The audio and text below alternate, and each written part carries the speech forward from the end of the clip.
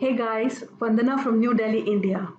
Do you ever feel like you are in a business rut and can't move forward? Well, I'm going to share with you how to solve that instantly.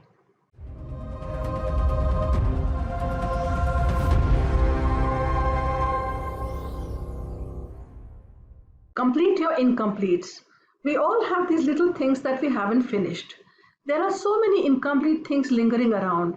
You know, those little things where we say that we'll do it later today, we'll do it tomorrow, maybe next week, and then we keep pushing it back, and further back.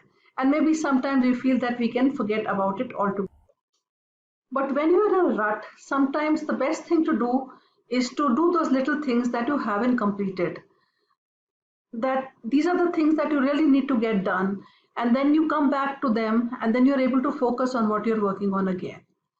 Now when I get into a rut, what I do is I create a to-do list. Now I'm not a to-do list person per se, because to-do lists frankly are too overwhelming for me. I get very discouraged when I see a continuous list of things to be done.